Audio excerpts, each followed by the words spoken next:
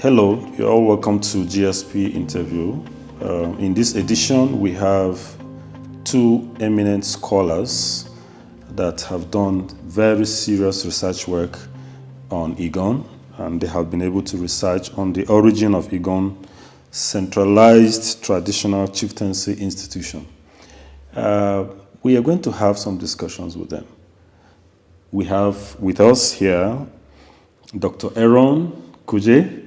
You're welcome, sir. Thank you. And then we also have our brother Philip Umgala, a doctor awaiting.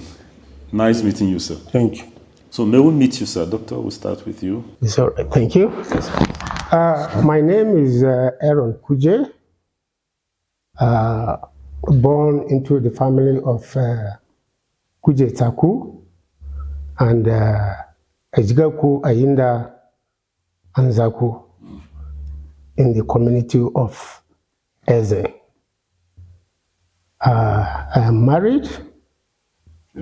I lecture with Erudite University, Jos, College of Forensic Sciences and Security Studies, Department of Peace Studies and Conflict Resolution. My PhD is in law and diplomacy. Thank you very much, Doctor. Yeah, our brother, may we meet you, sir? Okay, thank you. My name is Father Philip Umugala. Father, Reverend Father? It's not a Reverend Father. Okay. He's still, the father is still cultured by history. Okay. So maybe as you get to know more about it. Father Philip Umugala, to the family of Mugala Queen Black Boya, the late Aaron Eze of blessed memory. My mother's name is Mbiama. The popular call her Imbi Bumapa. So I'm also married with 3 children. I have Mbiama Blessing Philip Mugala, Ove Emmanuel Philip Mugala, and Esla Peter Philip Mugala. They were supposed to be 4, but the one is late. And Oklo, so he only saw 14 days on Earth. So I'm the current bursar of the University of Jos. I have been there for the past 5 years, heading to 6 years now. And since before that time, before now, we have been together on this book. And you can, just like you say, we arrive at that summary, a concise edition. When you hear names like Kuje, Umgala, and all that, you should know that this authority on this matter. Yes. So you both co-authored this article, and the article is actually making wave right now in Eggon Nation. And it's actually talking about what is happening in the Eggon Nation. Can you give us an overview? Maybe we'll start with you, Umgala. Yes, thank you. Actually, when we saw the way the traditional institution is going on, and we now say, okay, somebody have to at least start the process. We discussed with him, and then he has the time more than me, and we coordinated ourselves, and we said, okay, let's try our best to make sure that we have a consensus information on the selection, particularly on the selection of the Eggon. That was our intention, and we went into looking for relevant documents, as you can see in the you will see in the reference. Yes, and at the end of the day, we came out with that article. So if you see overview, it's just the introduction, and then we talk of the selection process, and we now document it properly by getting those the first to the 5th Eggon, and how the first selection took place. You see it in that article. Thank you. Yeah, Doctor, Yes, sir. you are an expert in this field.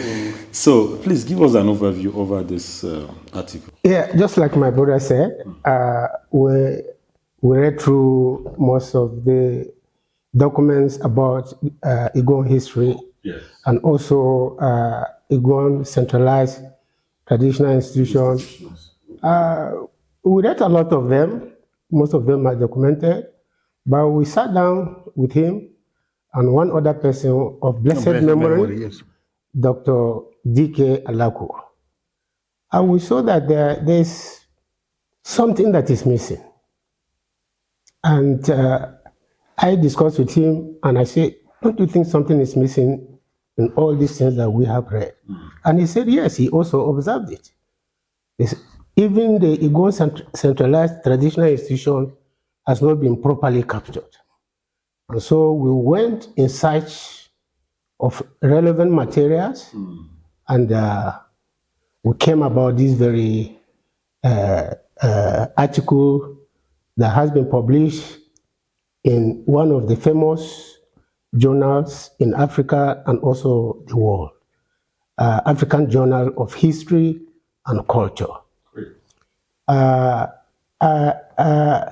To go further, the Eggon Centralized Traditional Institution started 1919. Unfortunately, the first Eggon paramount leader was imposed on us by the colonial administrators or administration. And the first was Yamusa Bashai. And he ruled from 1919 to 1925. That is about 6 years. Of course, he made some contributions to the Eggon nation. He introduced the modern tax system. He also brought about a reviewed way of administering justice by the establishment of courts of grade B status. And he also established a treasury house. And a treasury house is just like let's say, let me just say, like Ministry of Finance, where money or taxes are collected and kept. Of course, in Eggon land, and it was borrowed, a borrowed system, but it worked actually for us.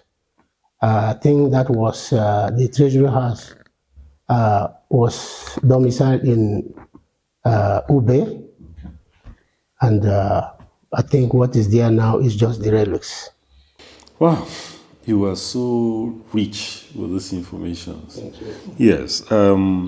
Assessing the present Eggon culture and performances, what will you say of her invigorations? Let me start with Doctor and then we get... Okay. Well, you see, it's really unfortunate, but I would say it's not too bad, not too good.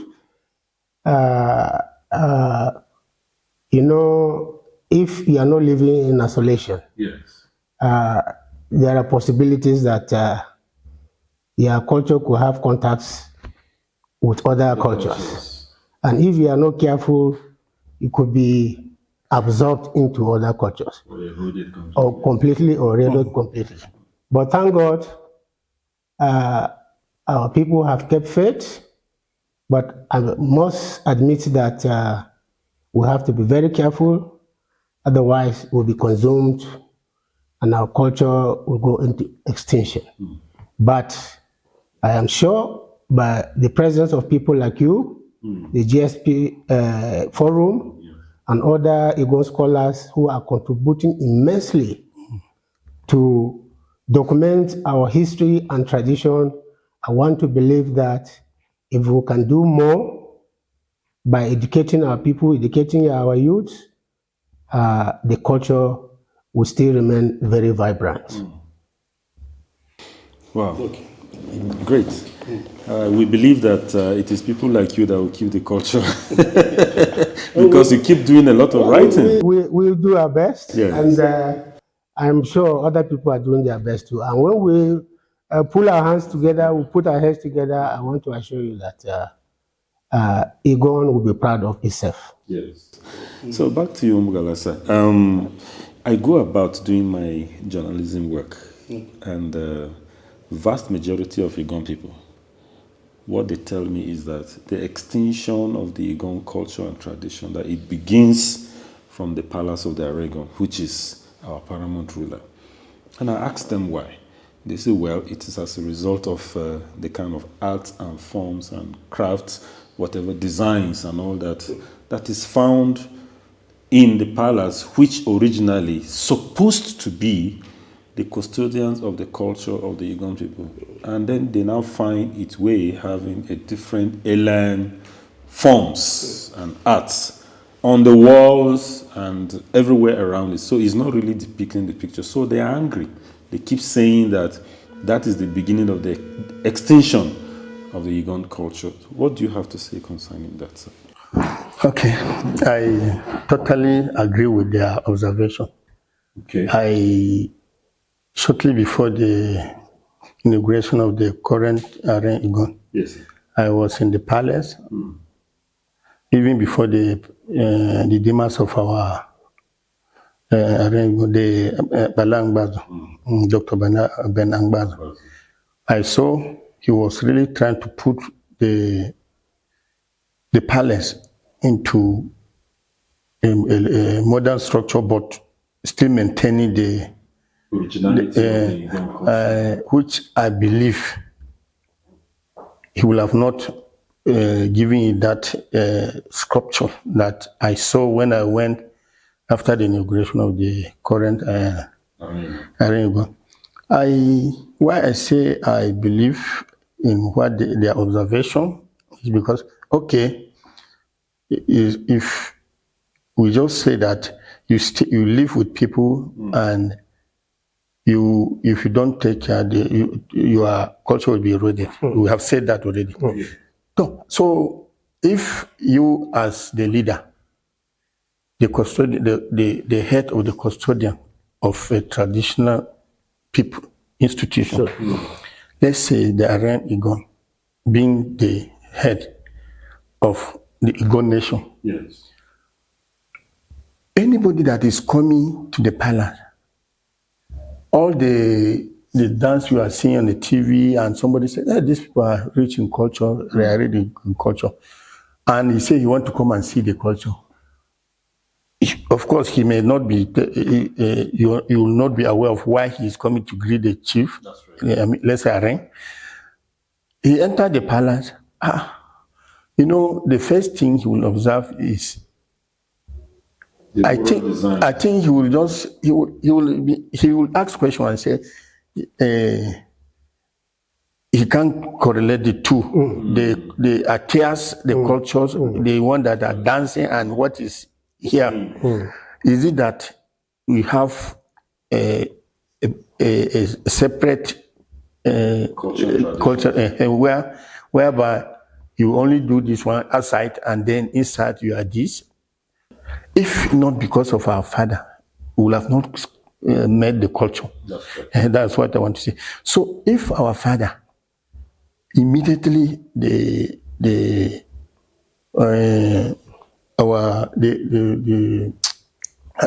foreign the British, immediately the British came, if our father were so careless, he just embraced the whole I believe they tried their best to see that they embraced it, but our people stood firm. I believe that one. That's why we are able to see it now. So now you suddenly you took an oath to represent a nation. It's not, to me, it is more of representing a particular religion than the complete nation. And a nation has several religions. We have the traditional, we have the Christian, we have the Muslim, And you'll be surprised. Maybe there is some secret one that we don't even know.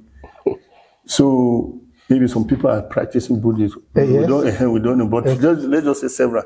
So you being a leader, You embrace everybody. thank you. You are supposed to embrace everybody. That's why you see observation. When they enter the palace, everybody enter the palace. You just see a particular way of a particular religion. In the palace of our custodian, the head of our custodian institution. So, how do we now go about? It's not yet too late. It's not yet too late. Maybe for just no reason, he was not aware, and they wanted to beautify the palace, and he's carried away by the new he just said, okay, go ahead. Now that he's facing, I believe he's supposed to know that our people are not happy with it. So, left to me, honestly, should just on to his people, listen to the voice of his people, start the correction now. If we don't want this issue of extinction that is already going on to get worse, because as small, if that one is left like that, we don't know the next step. I mean, if assuming all the local chief and the arrange say, okay, they should emulate his palace. And then the whole the tradition is gone. Thank you. It's eroded completely. So, sorry, let me diverse a little. Maybe you have not investigated what I wanted to say. Do you know how long have the Doma people, how will I say, conducted their traditional dance? Okay. Can you remember? No, I don't. So when we were a kid, we found for ourselves to train ourselves. We traveled from other station Eggon up to Doma. We have this lower Benue set up, the World Bank that established a large farm in Doma. Yes. You probably hear of Doma Dam. Yes. So that dam, they established it to cater for a large farmland that I don't think you know the extent. I know the extent because we have gone there to farm. Okay. You farm, in fact, it's like almost half of this just. Wow. There is rice and banana and all sorts of things. So when at that time we go there to farm, if you come across the period, the week that Alago people are celebrating their culture, you will not want to go home. You want to join them because you see the artifact, everything is there. But gradually, when the current is it Omi of Andoma? Okay, Andoma of Doma. When the current chief took place, assumed office, the first thing, just like our own, he was made to understand that he is no longer supposed to be a traditional worshipper because he has a religion. So he is not supposed to enter the palace. And of course, all the artifacts are in the palace. So he was giving a new palace was built for him. And that is gradual. That's how he did not associate himself with his people in terms of tradition. And since he don't want the tradition, there was no follow-up on the yearly celebration. And I believe by now, you know the rest. The beauty of the culture is no longer there. So I just diverse so that you know the extent that we may likely reach. That's actually a practical example of what had happened, and that will likely happen if we don't take measures. Yeah, Doctor, please, if you have an input. Yes, I think he has elaborated a lot, but I want to add. You see, people look at tradition as if it is fetish. People look at culture as if it is fetish. Oh, it's a sin. Or it's a sin. But let me tell you, Christianity, as you call it, religion, Islam, as you call it, religion, is the culture of their people, culture and tradition of their people. So our culture is not sinful. We don't kill. We don't do human rituals. So what is wrong if we observe our traditions and culture? And just like he mentioned, and if you don't have a nationalist, somebody who has the interest of the Go nation at heart, somebody who want to bring in some alien cultures into our society, if we are not careful, we could be consumed by it. But I want to believe that those who aspire to become the Arego, they are coming there to serve the Igbo nation. They are not coming there to serve another tribe. We are there to serve the Igbo nation. And if you cannot observe the culture and tradition of the people, then there is danger ahead. I remember, just like he said, when some foreign designs were made on the walls of the palace of the Arego, it was the skills of the national president of Eggon, Abluya Mande, and his team that were able to subdue the conflict. Otherwise, no, I'm not sure, sir, if they have actually subdued. What they succeeded in doing is to remove the Islamic rite of inscriptions on the wall. But when we talk about the arts and forms of the mural design on the wall, sir, that is a complete alien design. It has nothing to do with the Igbo culture, because we have our own forms of arts that ordinarily should have actually been on the wall. yes.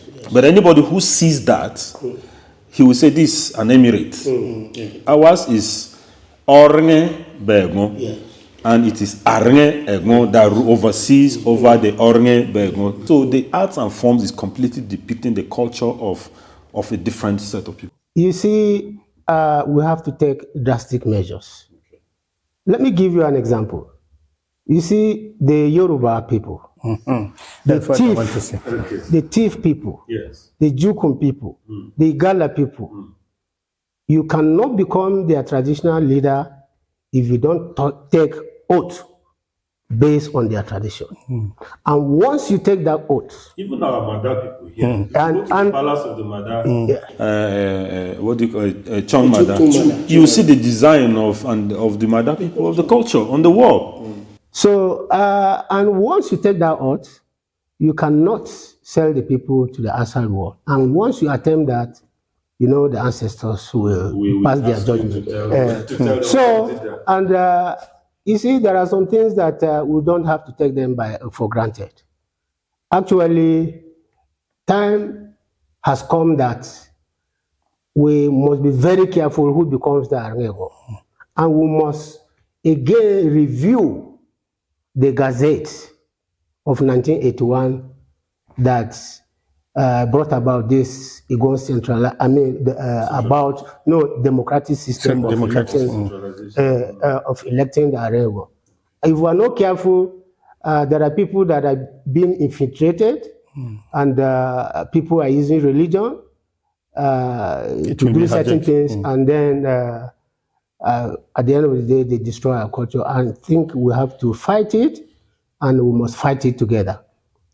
And we are appealing to those who are at the palace, those who are close to the palace, and also Egda, to make sure that they work to see that anything that is alien to our culture is completely removed.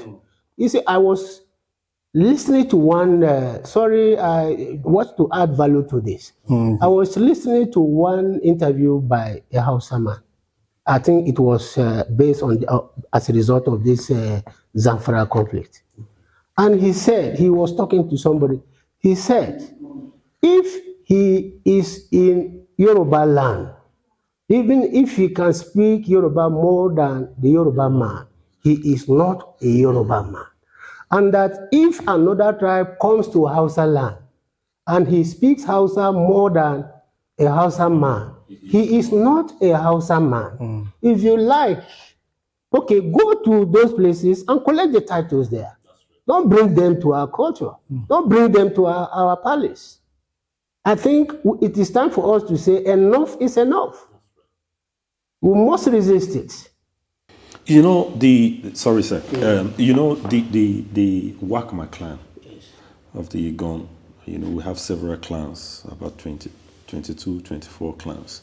The Wakma clan has consistently helped in the preservation of the Eggon culture, especially when the former minister, Laboran Maku, was, when he was a commissioner and then he became the deputy governor. He has consistently helped in promoting it, and the Wakma people took it very seriously. And if you listen to some of their mythical songs, they are more or less philosophical and historical songs, very rich. When you listen to them, you know that yes, these people, you know, some of those mystical songs, they are even richer than some of the ancient Egyptian philosophers. But if we observe of recent, the youths of Wakma, they are busy chasing modernization and or modernity. Let me use the word. So what becomes of this in the near future? Because even the people whom we feel that they are the one retaining the culture of the Eggon people, they are already giving up because their youth are chasing modernity. Thank you. I think I need to say something about it. You see, I was happy when, at that time, when the former Minister of Information, Abraham Malcolm, I saw him severally dancing his, at least practical, that is leadership by example. He embraced his culture. He did not go to Abuja and say, okay, Minister, I can't go to that village again. No, you see, you must be proud of your culture, no matter what happened. At that time, did you see the federal government going against him? No. I think severally he appeared on the when he was dancing. So why do you think the youth are beginning to erode it? They must have seen the example in the palace. They say, when when I ring the Kenshima Bedamo de Shiba. So what exactly do you think we should do? Let's go by modality. I'm just giving an example. So I did not ask any of them. I'm just saying that it could be part of the reason. So because of that, we need to be more careful. In fact, we should add speech even to whatever decision we are taking. He has said that the EGDA. So I think EGDA should have an institution. There should be an institution that will be solely responsible for maintaining, keeping tight our culture.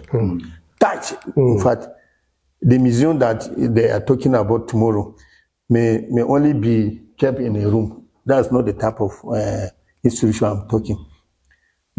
Just like EGDA, we should have a body that will scrutinize all our cultural activities, so that the yearly Eggon Day, before you come to dance, that committee or the group, the body can now scrutinize you before you pass to go and dance. The type of dance you are going to dance must be scrutinized. The type of play you are going to play must be scrutinized. And then we observe during marriage, if alien dance are coming in, we could at least begin to tell those groups, mostly it's a group that used to dance. Begin to just say, no, we don't want this type of thing again, because you see, this is that thing you wear, it looks alien. Yeah. That dance, you see it looks alien. Before you know, they will come back to the normal shape. And somebody needs to tell them that the former one is better than the present one. And then they will be proud. Asiana Ganimu. That is how it's supposed to be. Yeah, doctor, you see, we must find a way, because whether we like it or not, presently now, everybody is aware that there is an infiltration of the alien traditions into the Eggon culture. Whether we like it or not, that is the truth. And it comes in different ways. And these people are imperialists. And because they are imperialists, they are bent on total destructions of other languages, so that the languages will now be totally absorbed into them. Now, I want to ask you, Dr. Sir, looking at this angle, how can the Eggon people resist the infiltration of the imperialists in these areas? I want to mention the areas. Okay. For instance, in the Eggon arts, forms and craft, that is one. Two, under the overrated use of Hausa language amongst our people, because they always use Hausa language. Three, use of the Caliphate traditional title instead of the Eggon titles, because you hear Obandoma, all manner of names that if I ask Galadima, Eggon, if you ask you what is Galadima, what is Galadima, what is Serkin Yaki, what is Obandoma, you can't interpret it in Eggon language. So you even hear names like Sarkin Gabas, Sarkin Yama. What is that? What is that? These are infiltrations. And so, in those areas, how will the Eggon people resist? Then the next one is the dressing of the palace guard, which is not depicting the Eggon tradition at all. All the palace guard, if you go to TIF, you mentioned TIF, right? If you go there, you see the palace guard, they dressed in the traditions of the TIF people. The same thing, even in Chonwa, they have been there. They dress in the in the regalia of the Mada people. The use of mandatory use of Eggon language at the palace. If I have been to the palace of this Ata of Igala, Ata of Igala do not speak any other language to anybody, and he's a schooled person, well learned, well schooled. Whoever is the person, even if he's a white man, he speaks the Igala language, and then an interpreter interprets to the hearing of the other person. But here, I don't know how we can mandatorily allow our leaders to begin to speak the Eggon language in the palace. Then teaching of Eggon language as a subject in Eggon Community Secondary School, because that school belongs to us. And the Constitution have allowed the teaching of the mother tongue in the schools where our local schools have been established. But we don't have the Eggon language. How do we bring in the Eggon language in our own school? At least let's start with our own. Then the use of Eggon language in the places of worship in Eggon villages instead of the Hausa. Go to some village churches now. They're all Eggon, but you see them jumping on Sunday, struggling with the Hausa language they don't understand. And they will be struggling to preach in that, sing in that, while they could easily use their local language to praise and worship their God. The mosque, the same thing. You see them saying the prayers in a foreign language when you have your own language. So please, can we elaborate how we can actually resist? Let's start with the palace guard. I didn't even know that one. So if the inside is having that sculpture and the outside is having an alien's clothes, the palace guard are not wearing the Eggon attires. They know us to be conquerors. Everybody knows that. That's why we were not conquered by the British. Yes. And even those who are down for the. So we can start with that one. The elder should insist. The meeting should insist. Let's have some changes. Concerning the Eggon language, I remember Professor Mary Ango and one of my niece, cousin who passed on, Ademu Johnson Namo. He can write Eggon very well. He can speak it. And he has been following up with Professor Ango on that. And the issue of going to learn Eggon during holiday alone may not resolve this issue. The teaching of this in the school should be the paramount. Let's start it from the Eggon community. Let's start it there, and then make sure that as a subject, no matter how small the number of students, the palace, even Yoruba, go and see the Ife, the Oino of Ife, at that high caliber position. They don't joke with their tribe. They don't joke with their Yoruba. In fact, for now, I think Yoruba should have the highest number of people, tribe, that even in abroad, they still speak Yoruba. Yes. They and Igbo. We are here, thank God, if you identify a problem, it's half solved. Let's begin to work towards it. If we have an institution that, like I mentioned already, it could work towards that to ensure that some of these things are maintained. We ensure that we put pressure on the Eggon to ensure that he carries his people along. He should. There is nothing those foreigners can do on him. Already, he has our vote as Eggon, so we are behind him. I'm happy the youth, in terms of wearing clothes, the youth are improving gradually. So they are trying to make sure that we have a uniform. That you see a lady that is the bride that is going to marry will wear. I'm so happy. I used to see it. In fact, it has reached here now. I saw my daughter, because I told her that this is her culture. I saw her, she said, okay, that from henceforth, she's going to buy more, and then we are going to put them through so that they will know the language very well. So it starts from the family. Gradually like that, clothes alone may not be the problem, but you have to speak the dialect. No matter how, communicate, greet in the morning, also go, all those things, and then before you know, they will now improve. So we should not fear to embrace our tribe. The arts, as we say, Alan, tomorrow is going to be his own day, and we are going to showcase our art fair. It's not that they are kept in a warehouse now because they want to show it to people, they will bring it out. No. That institution should be a permanent one. And then Eggon must ensure that those artifacts, those that can be hung for public to see, should be hung immediately in the palace. Or even within a museum within the palace. Yes, a museum. No, but the museum would be within the palace. But some other you things. cannot lock it there. You cannot lock it there. Where the people are coming to greet him first, they should see the identity of the country. So that is the number one museum.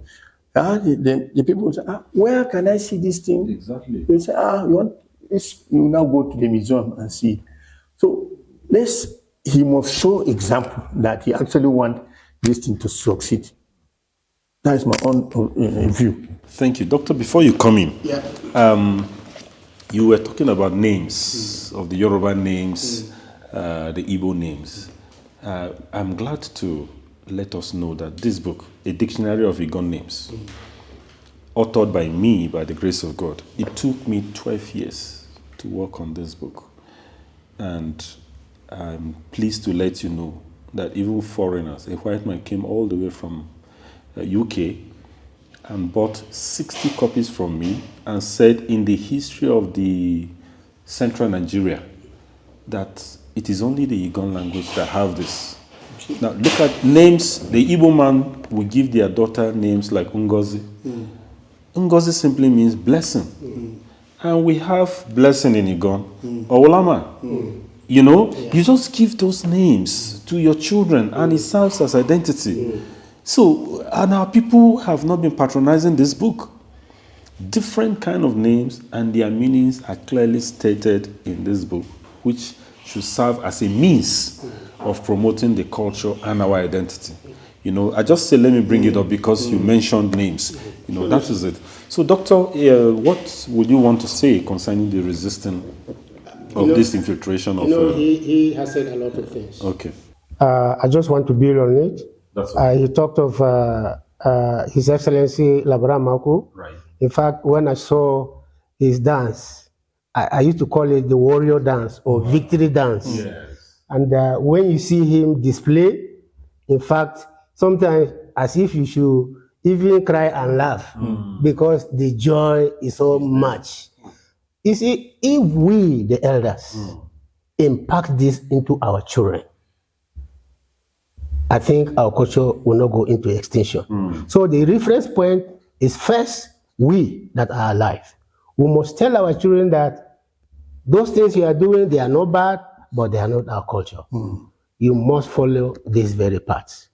And now, there's something that you said again, maybe because the questions are many, you can still make highlight it so that I want to give some detailed explanation on it.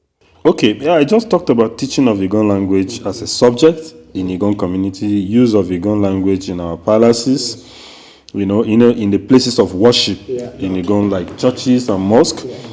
I talked about dressing of the palace guards, you know, which should actually depict the Eggon traditions, you know, and then the mandatory use of the Eggon language at the palace.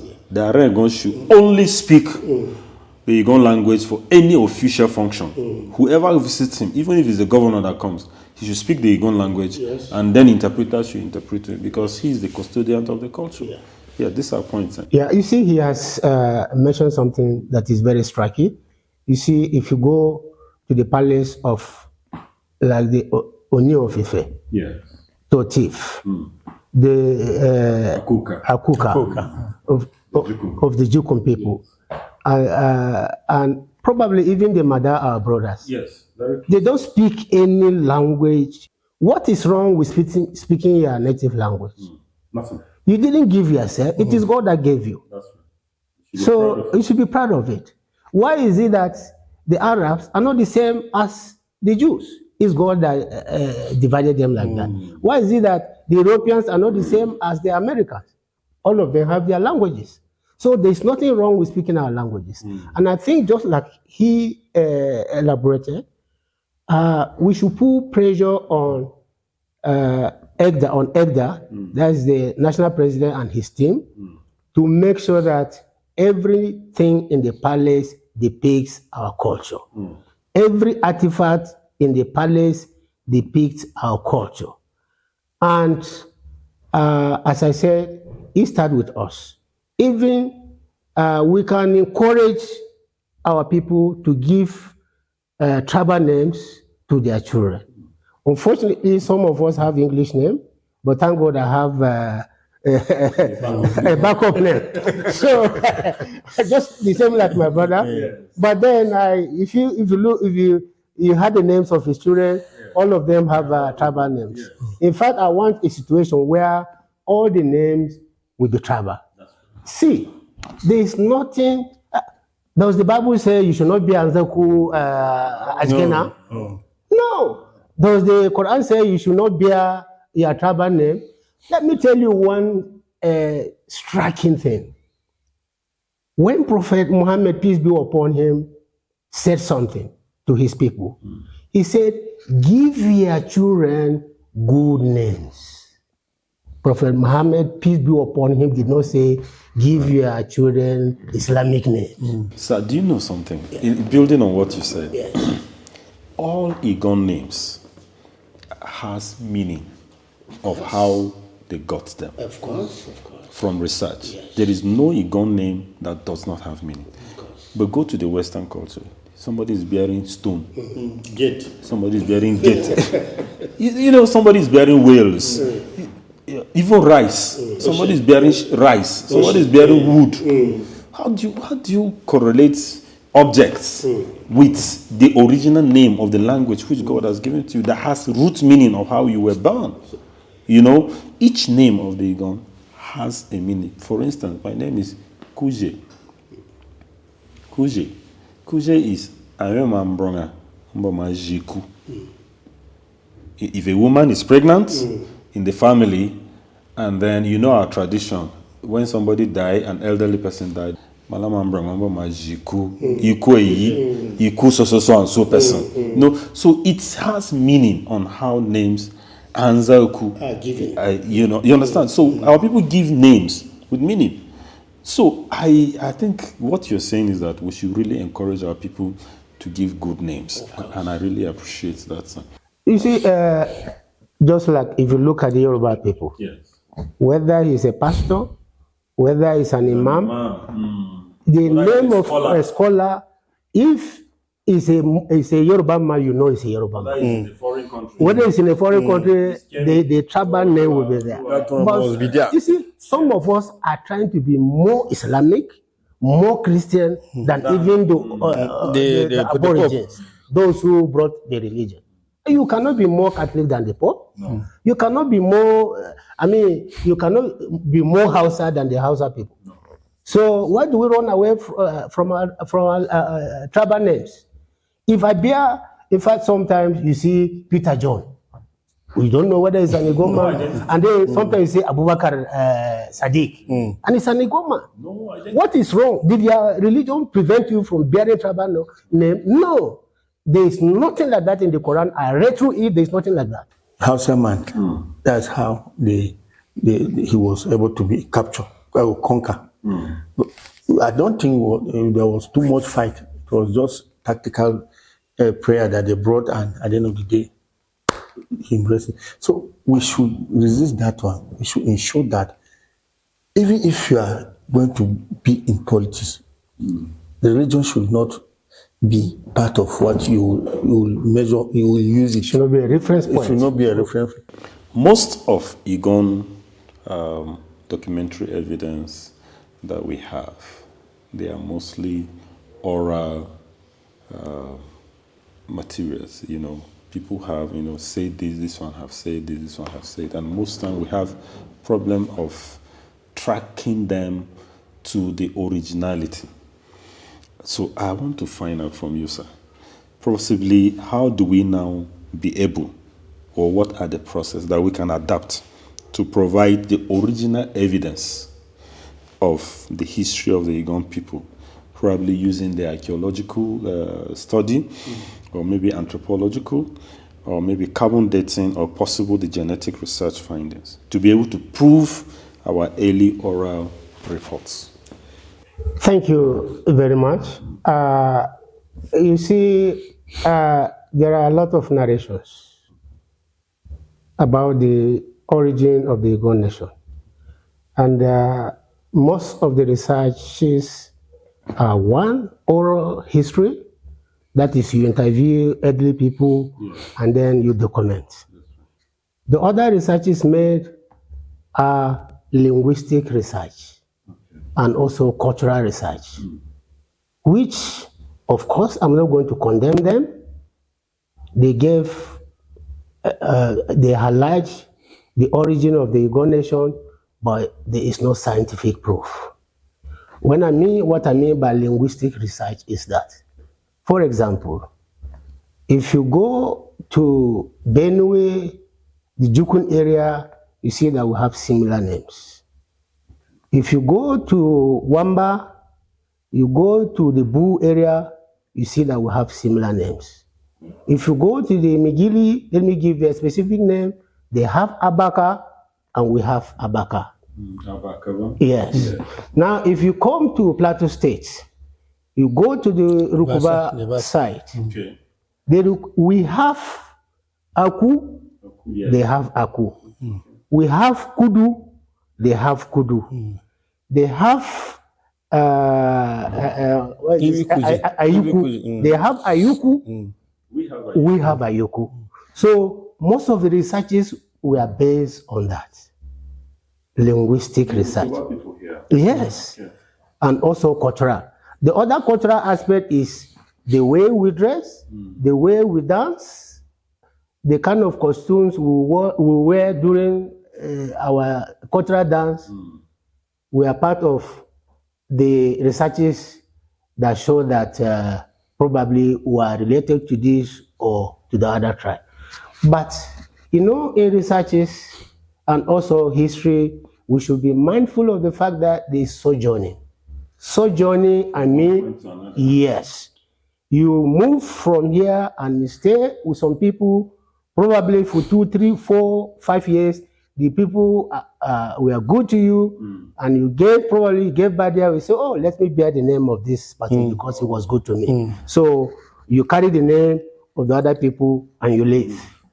So in the actual sense, there is no concrete research yet undertaken to find out the originality of the Eggon nation scientifically. And then some of the researches, I would say, of course, they are documented. I'm not accusing or I'm not disputing their researches because it's giving life to further researches. They said the Eggon people originated from the land of Canaan in one of the books I read. And when you look at the land of Canaan today comprises of Lebanon, comprises of Israel, comprises of part of Jordan, yes, and also part of Syria, and then a region of Palestine. Now, where did we come from? Are we really from this place? And then they say we sojourned from that place, then we crossed to Yemen, to Egypt, and then we came to the Kanem-Borno Empire, which was part of Chad and the Borno Empire. Now they said from that Borno Empire, you understand, that is Ngazargamu. And Ngazargamu was in the former Borno state, but now in Yobe. And Ngazargamu specifically is located in Gaidam. Oh, it is Gaidam? Yes, in Sari local government area. And then probably from there we moved southward to what was called the Korarafa Kingdom. So you cannot say for sure whether we have a relationship. Our originality is from Korarafa, our originality is from Ngazargamu, our originality is from Canaan. You cannot prove that unless through scientific means, which, of course, I have made a research proposal that will conduct a scientific research, deeply scientific research, which will include DNA research, which will include carbon dating, which will include archaeology, and also anthropology. All are going to use scientific methods. Of course, the proposal is still being refined, and what we intend to do is to use geneticists from Oxford University, USA, and also want to use archaeologists from Cambridge University. That is our target, from United Kingdom, and also want to use anthropologists from Leipzig, Germany. These are the world-renowned institutions that conduct research on these areas. And by the time we combine these researches with history, of course, we are going to engage some local historians from 2 universities, and we'll be able to get the exact origin of the Eggon nation. But meanwhile, it remains speculative. Up till now? Yes. Wow, that's great. So you want to add up something, or you moved? No, actually, not really. Okay. What I wanted to say, or add to what he said, is, okay, from the period of the British Empire, when the colonial masters, from that period, we're supposed to have documentation. So we have, but some of those documented evidence they are contradicting themselves, and they are also not in line with even the oral interview. Even though those that also gave the oral interview, some of them have divergent views in their presentation. So we are talking about having a scientific, research-based material so that we can actually ascertain and say this is where we have come from. That's right. So maybe I will build on that, sir.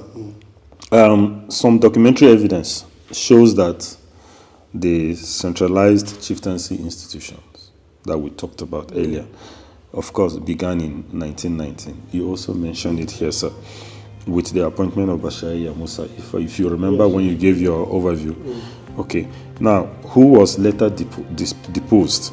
How do Eggon people handle their administration before the centralization of the chieftaincy institution? Because we have our own culture, we have our tradition, we have a way of handling our people from the beginning, before the Western people brought the centralization method in 1990. Because we have been existing long before now, and we've been managing our people very well. So, how were we doing it?